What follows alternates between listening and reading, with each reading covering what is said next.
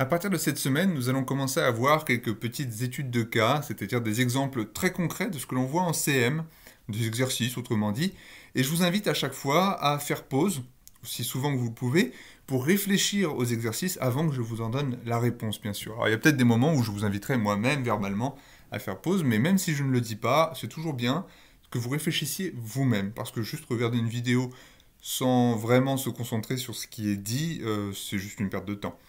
Donc voilà, donc je vous invite à faire ça le plus souvent possible.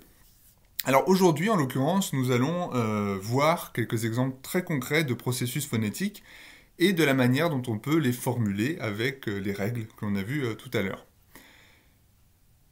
En fin de vidéo, nous aborderons les consignes de l'exercice. Je ne sais pas si je ferai ça toutes les semaines. On va le faire comme ça pour les premières semaines, peut-être tout le semestre, je ne sais pas. Si bien sûr il manque des éléments, comme d'habitude, vous posez vos questions sur le forum. Bien, alors, premier exemple, donc vous allez voir qu'à chaque fois les exercices ressemblent à ça. Vous avez quelques données et il faudra en dire quelque chose. Donc ici vous avez des données qui viennent du russe et la question qui est posée c'est quel est le processus, donc le changement, qui permet d'expliquer les changements de forme de la préposition russe qui veut dire avec. Donc pour répondre à la question, il faut commencer déjà à regarder un petit peu les données. Quelle est la préposition russe qui veut dire avec déjà? Donc regardons ce qui se passe. Bon, on a en A, s babushkой, s газом. Les deux veulent dire avec grand-mère, avec du gaz. Bon, le tiret vous aide un peu. En B, vous avez s папой, s котом, s ложкой. Qu'est-ce qui change, qu'est-ce qui change pas? Ce qui change pas, déjà d'un point de vue sémantique, c'est le avec, qui réapparaît à chaque fois dans la traduction du syntagme, que ce soit en A ou en B. Et ce qui change, c'est bien sûr le nom qui suit. Bon, ça c'est pour la traduction. Maintenant pour le russe, qu'est-ce qui ne change pas? Eh bien, à chaque fois, vous avez en tout début de syntagme, encore une fois, le tiret vous aide un peu, vous avez une fricative alvéolaire. D'accord? C'est un ZE en A, c'est un SE en B. Eh bien, on peut supposer que c'est ça la préposition qui veut dire avec, puisque par contre, tout le reste change. À la fin, même des mots, vous n'avez pas toujours les mêmes consonnes. Alors c'est vrai qu'on trouve souvent œil ou bon, ou homme même. On pourrait penser que ça veut dire avec. En réalité, c'est un K, c'est la déclinaison. Donc c'est pour ça que ça se répète, mais c'est pas la même chose pour le masculin, féminin, bon, peu importe. Mais c'est déjà beaucoup plus variable que ce qu'on trouve au début. Donc a priori, la préposition, c'est ce qu'il y a au début. Bon, la consonne du début. Et il se trouve qu'elle n'a pas tout le temps la même forme. Parfois c'est ZE, parfois c'est S. C'est ça la question. Qu'est-ce qui permet d'expliquer cette variation, cette alternance? Ça c'est un mot très important, le mot d'alternance. Pas parce que je le dis en TD plutôt qu'en CM que c'est moins important. Une alternance, c'est le fait que un segment, qu'il soit morphologique ou phonétique, enfin peu importe, un segment change de forme en fonction de son contexte. C'est une alternance. Donc il alterne, un coup il est machin, un coup il est bidule, en l'occurrence un coup il est the, un coup il est ça. Et bien d'où ça vient? D'où ça vient? C'est ça la question. Et bien il faut regarder un petit peu. Alors qu'est-ce qu'on observe? On observe que dans les deux premiers mots, on a the qui est suivi d'un b, puis dans le deuxième on a un the qui est suivi d'un g, s babushkой, s газом. Et puis en B, on voit que le se est suivi d'un p, puis il est suivi d'un que, et enfin il est suivi d'un le. Bon. Alors qu'est-ce qu'on pourrait dire? Ce qu'on peut dire déjà, c'est que si on regarde les 4 premiers mots, le the, il est suivi d'une obstruante sonore, une occlusive sonore en l'occurrence, b ou g, tandis que le se est suivi d'une occlusive sourde, p ou que. Donc, a priori, étant donné que la différence entre le the et le se, c'est une différence de voisement, le the étant sonore et le se étant sourd, a priori, on peut faire l'hypothèse d'une assimilation. On a une assimilation parce que cette préposition, elle reprend le même trait de voisement que le segment qui se trouve à côté. On est d'accord. Bon, maintenant, allons un petit peu plus loin. Si on regarde le dernier exemple, sloshkei, le le, il est sonore. Il est sonore, et pourtant le the ne l'est pas. Donc qu'est-ce qu'on peut dire de ça, avec cette donnée-là? Ce qu'on peut dire, c'est qu'a priori, la surdité ne vient pas du segment voisin. Ah non, puisque le se, ici, dans le dernier exemple, est sourd, alors qu'il n'est pas à côté d'un son sourd. Le est sonore.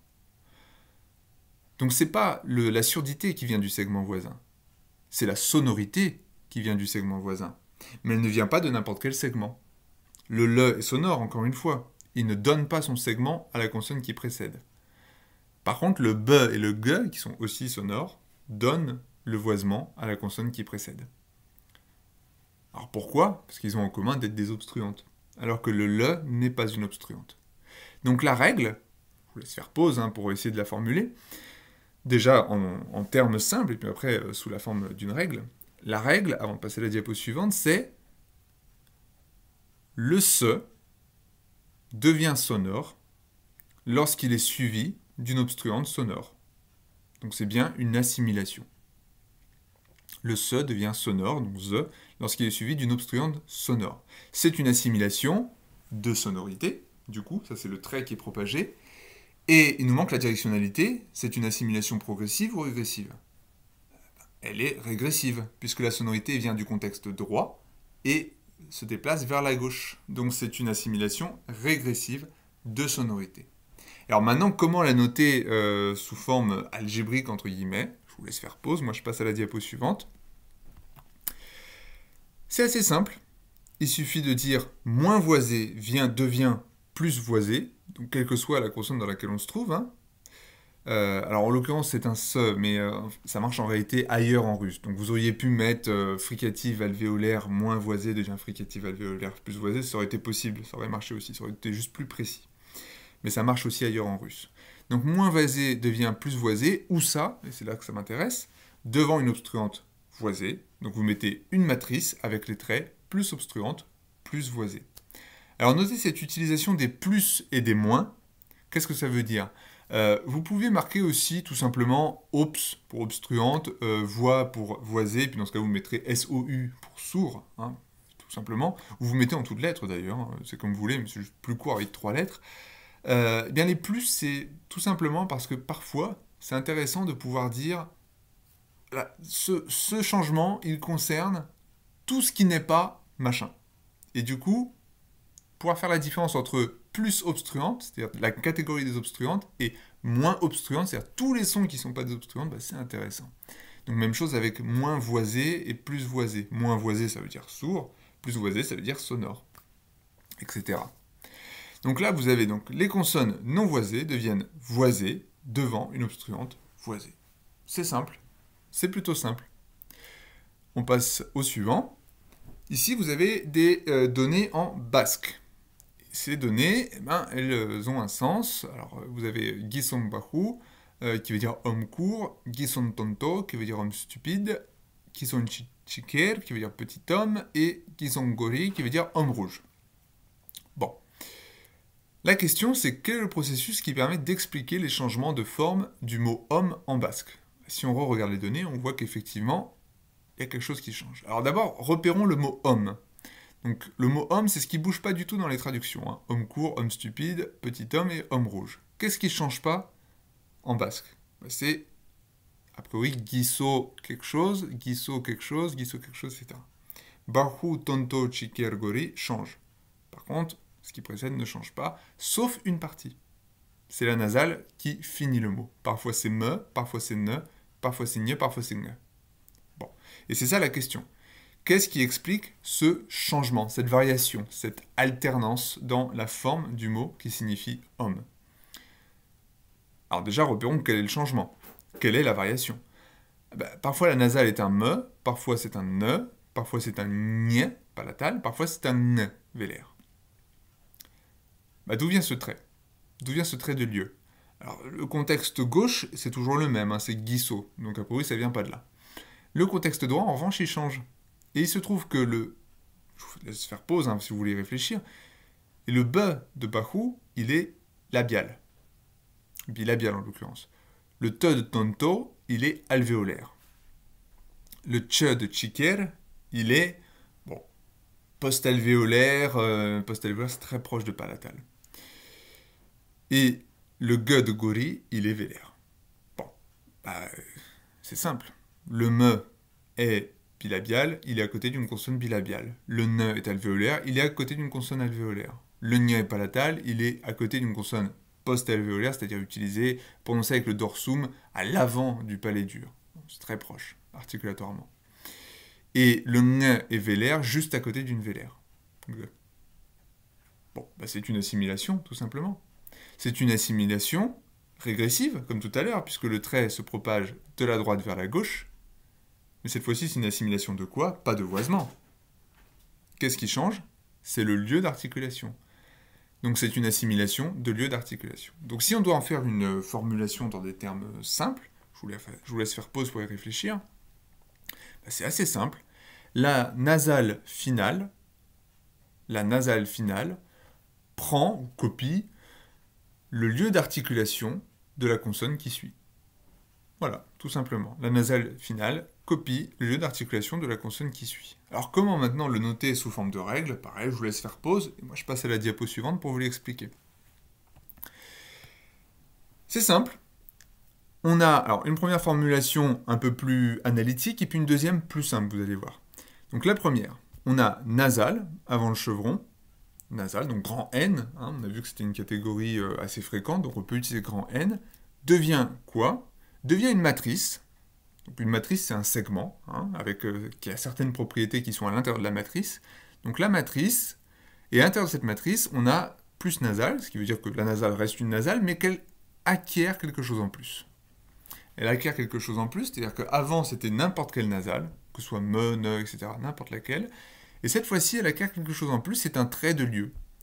Alors ce trait de lieu, comme il change, il est noté entre accolades. Parce que la nasale ne devient pas que labiale, ne devient pas que alvéolaire, elle ne devient pas que palatale, ni que vélaire. Ça dépend du contexte. Et elle ne devient pas tout en même temps non plus. Donc on met entre accolades que la nasale devient plus labiale lorsqu'elle se trouve, et là je vous demande de regarder le contexte, devant une consonne labiale.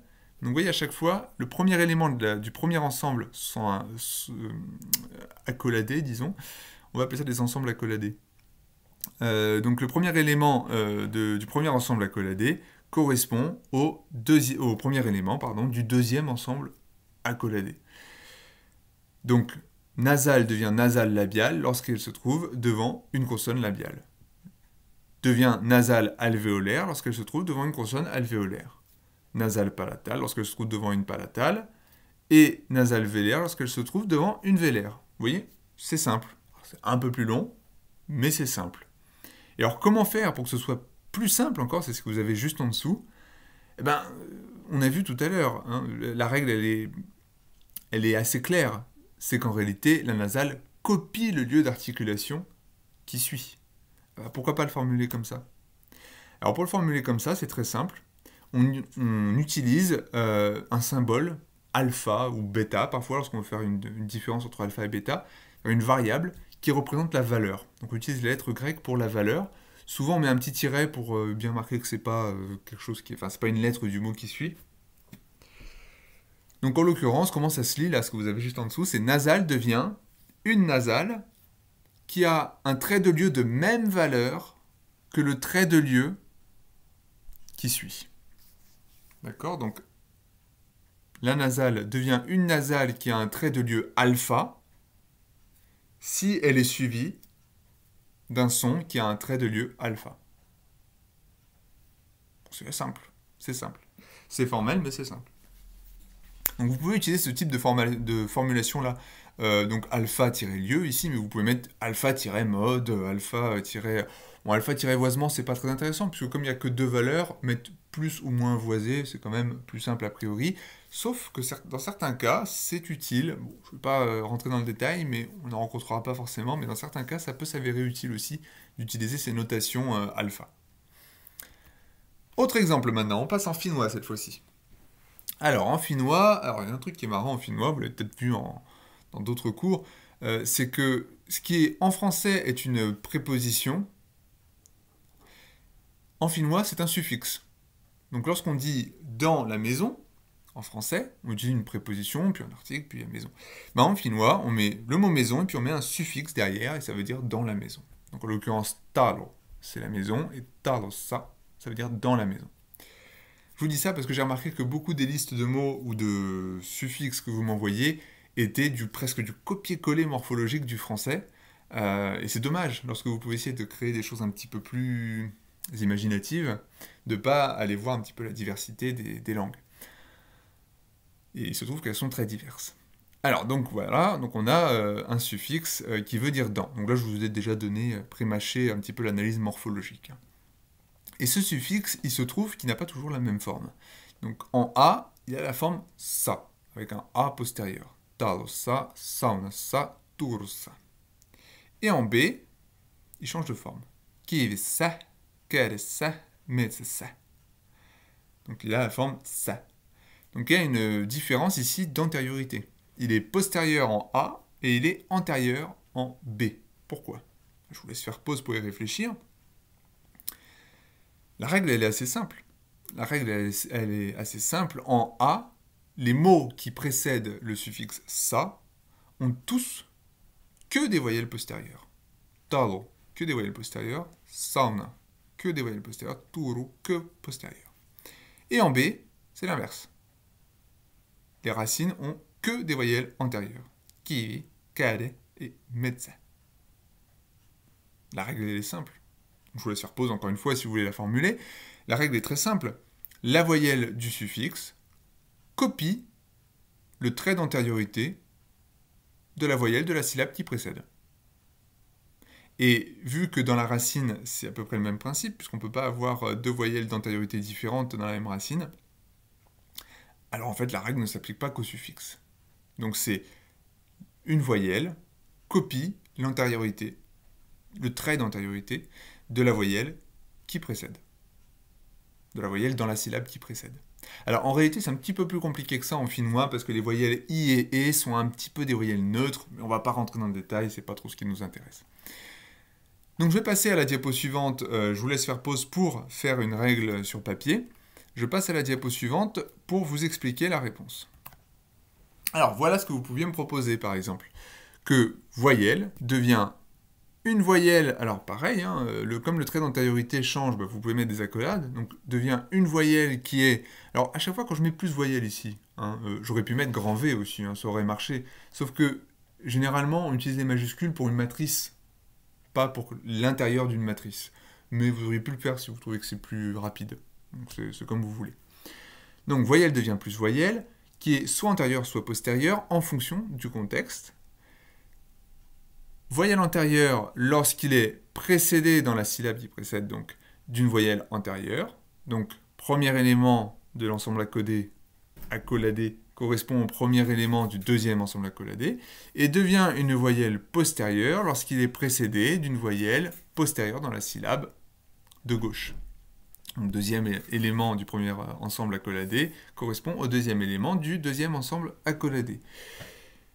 Ici, vous voyez qu'il y a quelque chose d'autre dans le contexte, c'est le petit point déjà qui marque la frontière de syllabe, ça on l'a déjà vu. Donc c'est pour dire que la voyelle est influencée par la voyelle de la syllabe qui précède. Et on a rajouté aussi le grand C, alors soit pour consonne, soit pour coda, une petite ambiguïté qui n'est pas terrible en sciences, mais bon, entre parenthèses, pour dire qu'il peut ou ne pas y avoir de coda, et grand A, pareil, entre parenthèses, pour dire qu'il peut ou ne pas y avoir d'attaque. Autrement dit, le nombre de consonnes qui séparent les deux syllabes, les deux noyaux, n'a pas d'importance. Alors pourquoi c'est important de le préciser? Parce que des fois, ça en a. Donc si vous ne mettez pas ces éléments-là, ça pourrait vouloir dire qu'il faut que la voyelle précède directement. Que ce soit une syllabe la voyelle d'une syllabe qui précède, mais qui précède directement, qu'il n'y ait aucune consonne entre les deux. Donc un hiatus, autrement dit. Or là, c'est pas le cas. On a vu qu'il pouvait y avoir plusieurs consonnes qui les séparaient. Donc vous pouvez le noter comme ça, avec des ensembles accoladés, et vous pouvez aussi le noter de la façon qui suit, juste en dessous. Une voyelle devient une voyelle, toujours, mais avec un trait d'antériorité de valeur alpha, si il est précédé dans la syllabe à sa gauche d'une voyelle qui a un même trait d'antériorité de valeur alpha. C'est tout simple. C'est tout simple. Alors, il n'y a pas de voyelle centrale en finnois, en l'occurrence, hein, donc que postérieure ou antérieure, donc ça marche plutôt bien. Après, ça peut, bien sûr, si vous avez des voyelles centrales et que ça ne marche pas avec les voyelles centrales, la règle ne marchera pas. C'est encore à voir en fonction des langues, bien sûr. Toujours adapté en fonction des langues. Mais là, donc, c'est une règle qui marche sous cette formulation, l'une ou l'autre, hein, c'est comme vous voulez. La deuxième étant, bien sûr, plus simple. À chaque fois que vous formulez une règle, le but est toujours qu'elle soit la plus courte possible. Mais il ne faut pas aller trop court, parce que si c'est trop court et que ça ne correspond plus au phénomène que vous représentez, bien sûr, ça ne va pas. Donc il faut toujours aller au plus court possible, tant que c'est possible, bien sûr. On passe à la diapo suivante. Ici, vous avez des données du tatar. Donc on passe d'une langue oralienne à une langue altaïque. Alors, en tatar, on a un affixe du pluriel, et vous allez voir que cet affixe du pluriel, il change beaucoup de forme. Donc l'affixe du pluriel, c'est un suffixe, hein, donc c'est ce qui se trouve à chaque fois après le tiret. Donc vous avez, par exemple, pour les tantes, apalar, bachlar pour les têtes, tölkeler, kuzler, uramnar, urmannar, yingner et idenner. Alors pour ceux qui connaissent le turc, c'est très proche du turc, sauf qu'en turc, on n'a pas, je crois, l'alternance de consonnes. Alors j'anticipe un peu ce qu'on devrait remarquer là. Donc ce suffixe du pluriel, il change de forme. Alors qu'est-ce qui change exactement? Le re, lui, ne change pas, il reste le même. La voyelle, par contre, on l'a vu, change. En A, si vous prenez les deux premiers exemples et les deux suivants, la voyelle n'est pas la même. Apalar, pachlar, c'est un A. Tölkeler, kuzler, c'est un A. Et si vous comparez maintenant A et B, vous pouvez voir que non seulement la voyelle change, mais aussi la consonne peut changer. C'est un L en A, apalar, c'est un N en B, uramnar. Bon, qu'est-ce qui détermine ces deux changements? Je vous laisse faire pause pour y réfléchir, bien sûr. Le premier, il est simple. Il est simple. La voyelle, elle est soit postérieure, soit antérieure. C'est ça la différence entre le A et le A. Et il se trouve que la racine, avant un lar, elle contient que des voyelles postérieures. Même chose devant un nar, hein, avec le ne en B, les premiers exemples de ne. La racine ne contient que des voyelles postérieures. Uram, urman. Et avec le A, donc les deux derniers exemples de A et de B, vous avez que des voyelles antérieures dans la racine qui précède. Tölke, kuz, ying et iden. Que des voyelles antérieures. Et du coup, le suffixe a une voyelle antérieure. Ler ou ner. Donc c'est la même chose qu'en finnois, en fait. Exactement la même chose qu'en finnois. Ce type de phénomène, c'est ce qu'on appelle une harmonie vocalique. Le fait que des voyelles copient certains traits des voyelles des syllabes à côté. C'est une harmonie vocalique, c'est quelque chose de très très répandu, il faut connaître le terme. Donc ça, la règle, en réalité, ne change pas. C'est la même, en l'occurrence. Mais donc on a cet autre phénomène, c'est l'alternance de la consonne. Bon, là où est-ce qu'on trouve le le et où est-ce qu'on trouve le ne? Alors le le, regardez, en A, en apalar, alors le contexte de droit, il ne change pas bien sûr, hein, il est toujours devant une voyelle, puisque c'est la voyelle du suffixe, ça ne change pas. Enfin, elle change de qualité, mais elle reste voyelle. Donc en A, on voit que le le est précédé d'un A, d'un ch, d'un e ou d'un z. Donc, des sons très différents. On a consonne sourde, consonne sonore, on a voyelle antérieure ou voyelle postérieure. Des sons très différents. Et en B, le ne, il est précédé de quoi? On a uram, qui se termine par un m, urman, qui se termine par un n, ying, qui se termine par un n, et iden, qui se termine par un n. Donc là, on voit que déjà, il n'y a pas de voyelle, c'est que des consonnes. Et ces consonnes, elles ont toutes en commun d'être des nasales. Or, qu'est-ce qu'on a dans le suffixe? Une nasale, justement, qui remplace le L, ou qui alterne avec le L. On ne sait pas vraiment lequel remplace lequel pour le moment, hein. Mais on a un N. C'est très simple. C'est très simple, le conditionnement, il est très clair. On a une alternance entre une consonne le qui est latérale et une consonne ne qui est nasale. La latérale, son trait de latéralité devient nulle part dans les segments voisins. D'accord? Les consonnes ou les voyelles qui précèdent ne sont pas latérales particulièrement.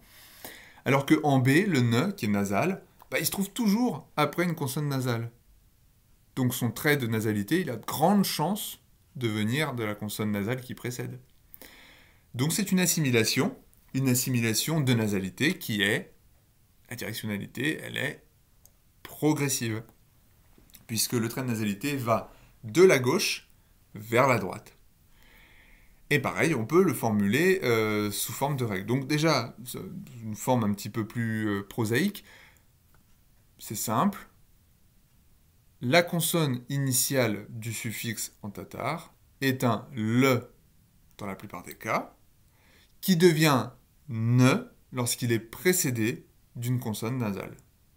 C'est tout simple. Donc la règle pour les voyelles, c'est la même qu'en finnois. Et pour les consonnes, c'est celle que je viens de formuler.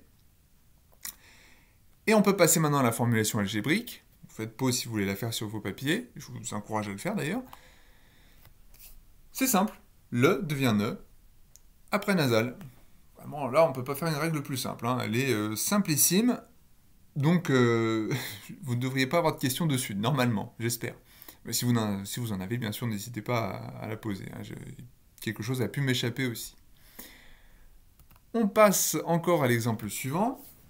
On passe dans une autre langue qui n'a vraiment plus rien à voir. Le siayo, où vous avez, dans cette langue, un affixe. Alors, vous allez voir dans la formulation quel est le processus qui permet d'expliquer les changements de forme de l'affixe objet de première personne du singulier en siayo. Vous voyez que on se distingue du français. Là. On a un affixe objet de première personne du singulier. A priori, on n'a pas vraiment ça en français. Sauf que c'est pas tout à fait vrai. Mais bon, orthographiquement, on ne l'a pas. Alors regardons maintenant les données. En A, vous avez, on va commencer par le français, vous avez envoyé, commandé, laver pour, grimper sur. Quelle est la différence avec B? C'est qu'en B, on a m'envoyer, me commander, laver pour moi, grimper sur moi. C'est ça, hein, cet affixe objet de première personne. C'est ce qui signifie ici le me ou le moi. Donc maintenant, qu'est-ce qui change en siayo? On a kupeleka, kutuma, kuchapila, kukuela. Ok, on passe à B. Kumbeleka, kunduma, kunjapila, et kunguela. Qu'est-ce qui a changé? On a une consonne, qui apparaît entre le ku et la racine. Donc le ku, c'est en quelque sorte, c'est verbal. Bon. Donc on a une nasale qui est apparue, mais cette nasale, elle change de forme. Elle n'a pas tout le temps la même forme. Elle est parfois me, parfois ne, parfois gne, parfois mne. Alors pourquoi? Dans quel cas elle est me, dans quel cas elle est ne? Il suffit de regarder un petit peu en détail, donc je vous laisse faire pause. Normalement, vous devriez y arriver là quand même. Hein. Le me, on le trouve devant un be, qui est une consonne bilabiale. Le ne devant un de, qui est une consonne alvéolaire. Le gne devant un dje, qui est une consonne post-alvéolaire, donc très proche du palais dur. Et le nge est devant une vélaire, g. Gue en l'occurrence. Or, ces consonnes sont elles-mêmes bilabiales, alvéolaires, palatales et vélaires réciproquement. Donc, on peut faire l'hypothèse d'une assimilation puisque le trait est partagé avec un segment voisin. C'est une assimilation régressive de lieu sur la nasale, exactement comme en basque. C'est exactement la même règle qu'en basque, donc ce sera la même formulation en réalité. Je vous laisse la refaire de tête peut-être, hein, si vous voulez. Il y a autre chose que l'on observe. D'ailleurs, je n'ai pas noté de règle, donc je vous laisserai le faire.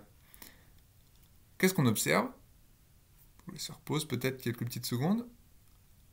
Eh bien, on observe que la racine aussi change de forme. On passe de peleka à beleka. On passe de tuma à duma. On passe de chapila à japila. On passe de kuela à guela. Qu'est-ce qui s'est passé?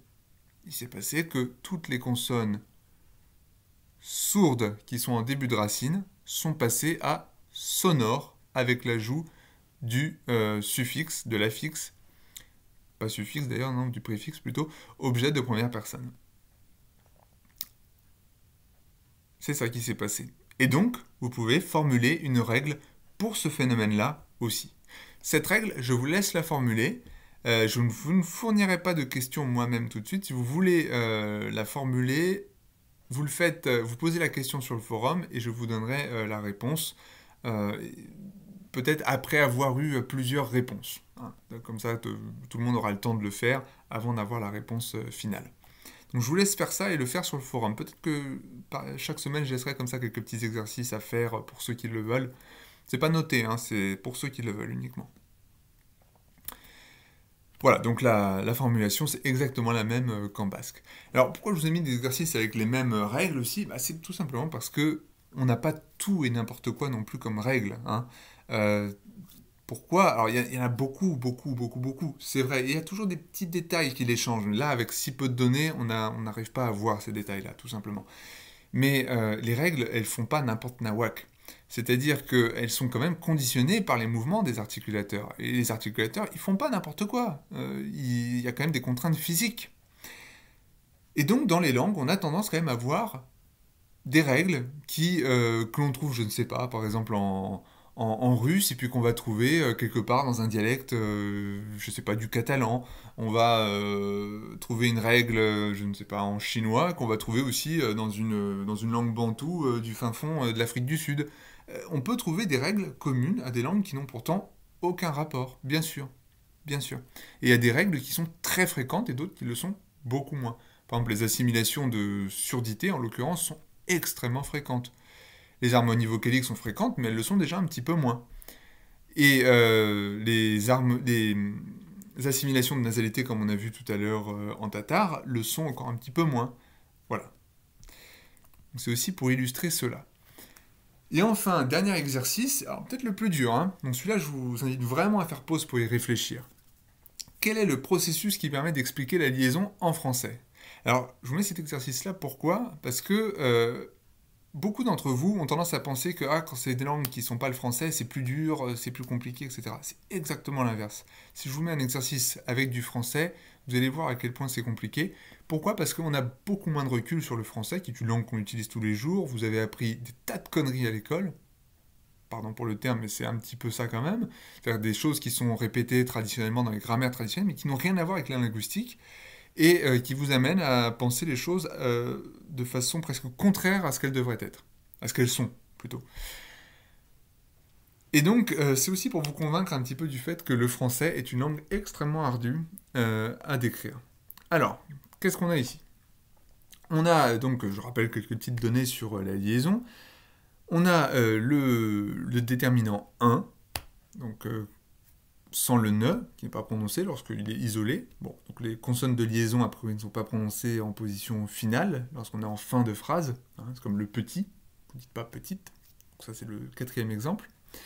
Devant une consonne, le ne n'est pas non plus prononcé. Vous avez un pote. Par contre, devant une voyelle, il est prononcé. Un ami. Bon, petit, pareil, en fin de mot, rien. Le petit pote devant une consonne, rien. Et le petit ami, te est prononcé. Quelle est la règle? Quelle est la règle? Je vous laisse faire pause, réfléchir un petit peu. Je vous encourage vraiment à y réfléchir. Et ensuite, je vous le dis. La règle, déjà, qu'est-ce que ça n'est pas? Beaucoup d'entre vous ont tendance à dire une consonne apparaît. Non, surtout pas. Vous ne pouvez absolument pas dire qu'une consonne apparaît. Et pourquoi? Parce que ce n'est jamais la même consonne.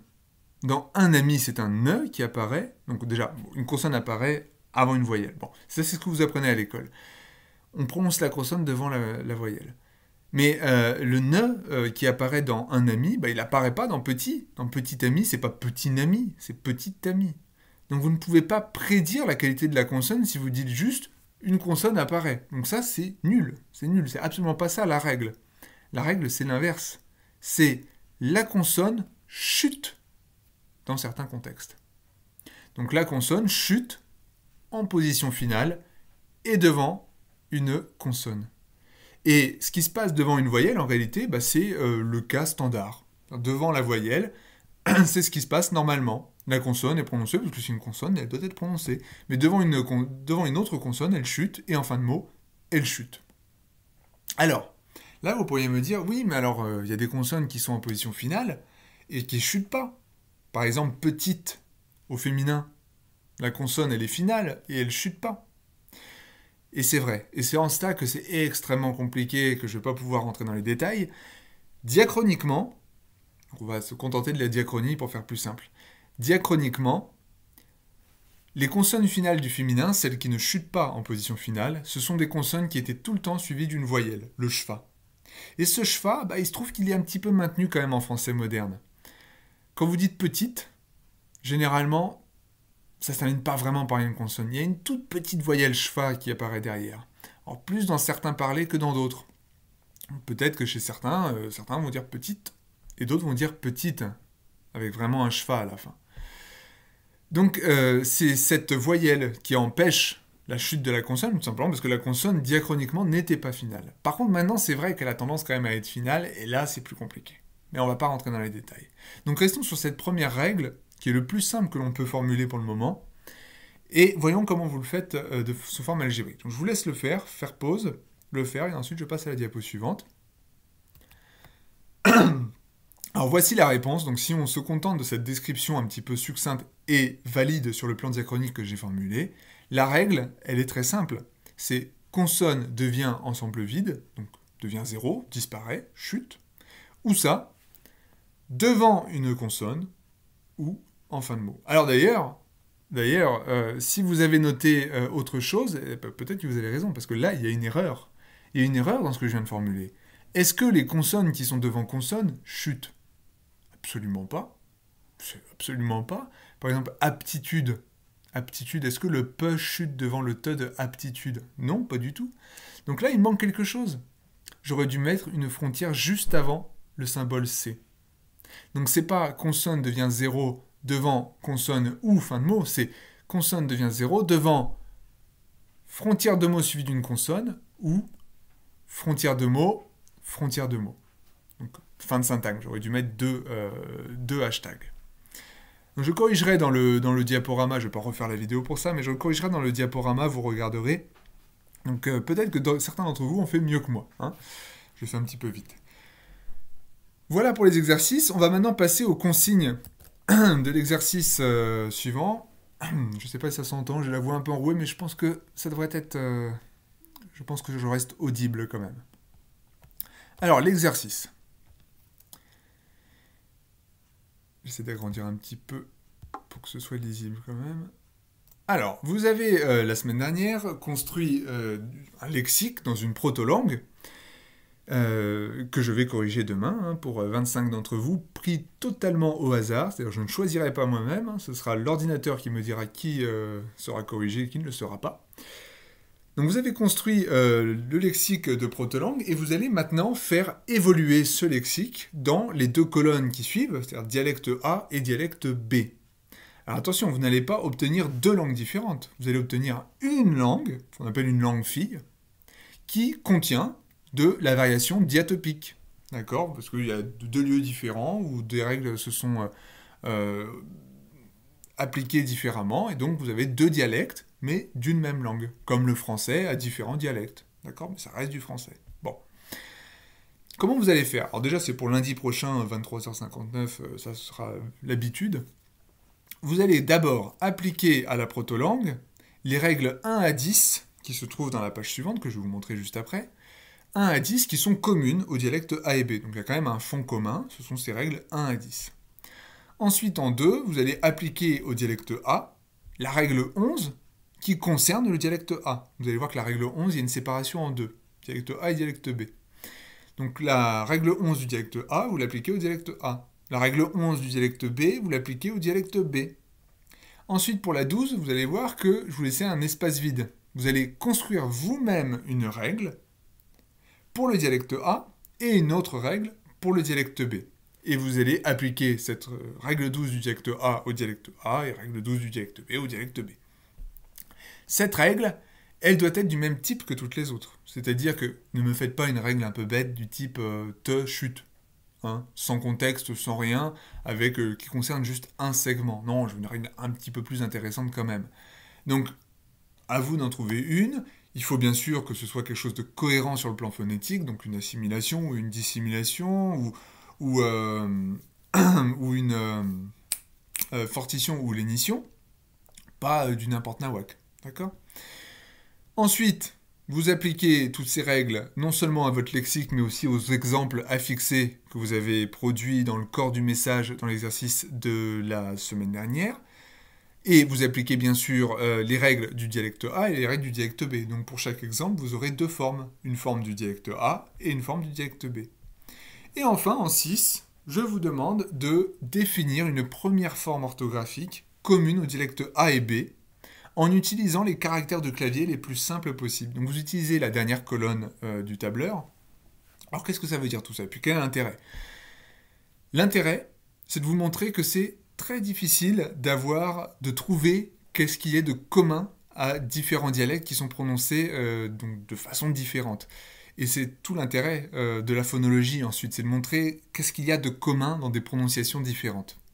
Donc vous allez essayer de commencer à faire ça quand même, à voir voilà, comment je peux proposer une forme orthographique qui soit simple pour des dialectes qui sont différents et pour des sons dont on ne connaît encore rien de la structure. Donc vous allez commencer par faire ça, et puis vous allez voir que vous allez avoir du mal. D'accord? Pourquoi vous allez avoir du mal? Parce que je vous ai demandé d'utiliser les caractères de clavier les plus simples possibles. Autrement dit, évitez d'utiliser des lettres grecques, des symboles API, non. Hein, les accents, les trémas, etc. Évitez le plus possible. Évitez le plus possible aussi les groupes de consonnes qu'on peut avoir en français, comme EAU, CH, etc. Évitez le plus possible, mais quand vous êtes obligé, vous êtes obligé. Et petit à petit, dans le semestre, on va voir qu'on peut simplifier cette orthographe grâce à l'analyse phonologique. Petit à petit.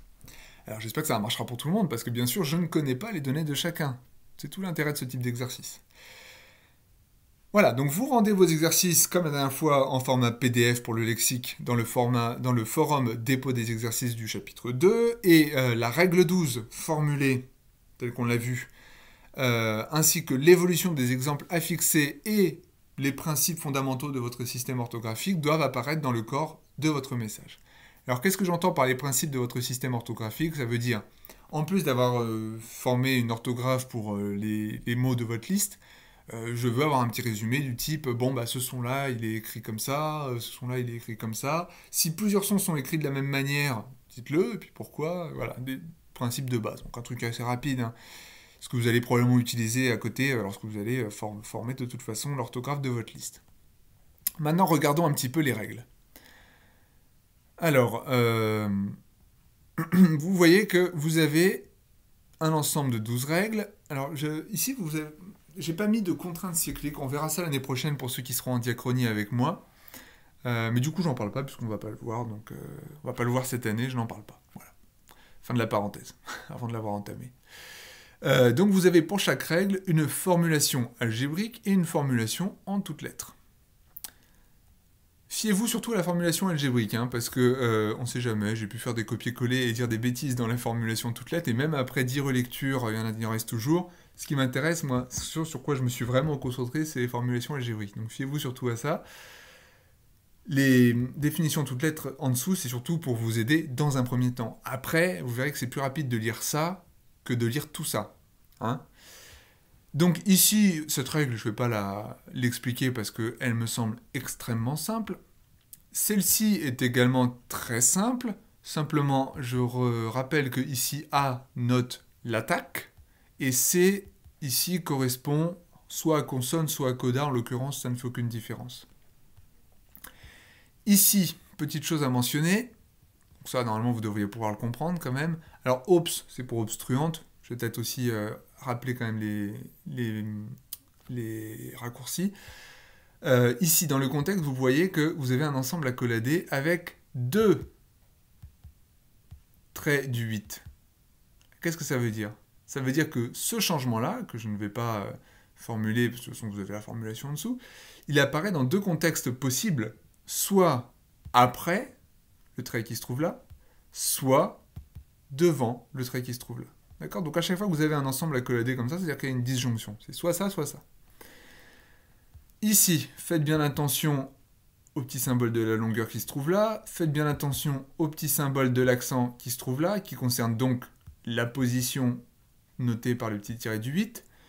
Et ici, dans l'ensemble à collader, vous avez 2 choses, soit la frontière de mots, soit le point qui correspond à la frontière de syllabes. Donc à vous de voir ce que ça veut dire, sachant que il y a quand même la formulation juste en dessous. Hein.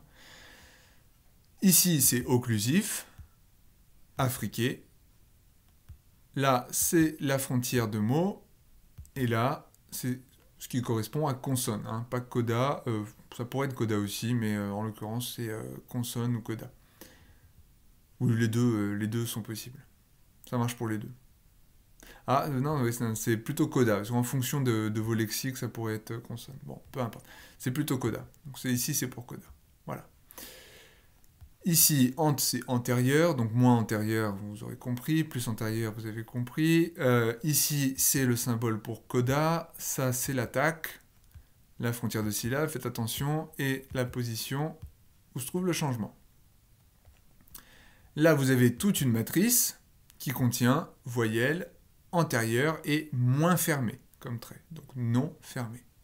Vous voyez quelles sont les voyelles qui correspondent, et qui deviennent quoi? Qui deviennent voyelles. Alors, si il n'y a pas de précision outre que ça veut dire que les traits ne changent pas, et quelque chose d'autre.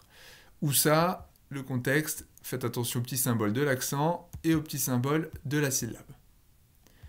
Ici, fricatif, voisé, et là, c'est le symbole pour voyelle, le symbole pour voyelle, à vous de voir ce que ça signifie. Nasal devient, bon, on l'a vu pour le basque, nasal avec le lieu alpha, si il est suivi d'une syllabe, s'il est suivi dans la syllabe suivante, pardon, d'une consonne qui est obstruante avec un lieu de valeur alpha. Ce symbole-là, c'est la vélarisation, donc c'est un lieu d'articulation secondaire, et qui apparaît, ça, c'est postérieur. Dialectataire, ar, c'est pour arrondi, donc plus arrondi, c'est arrondi, moins ar, c'est moins arrondi. ATR, on l'a vu. ATR, vous l'avez vu. Voilà. Et la règle 12, donc, c'est à vous de la formuler en toutes lettres et sous forme algébrique. Donc, faites attention, à partir de 11, vous voyez que vous avez un embranchement qui se fait. Toutes les règles de 1 à 10 sont communes aux dialectes A et B, mais à partir de 11, vous avez une colonne pour le dialecte A avec ses propres règles, et une colonne pour le dialecte B avec ses propres règles. Voilà, je crois qu'on a fait le tour des consignes et des études de cas. Si vous avez des questions, posez-les sur les forums, inscrivez-vous aux permanences et travaillez bien.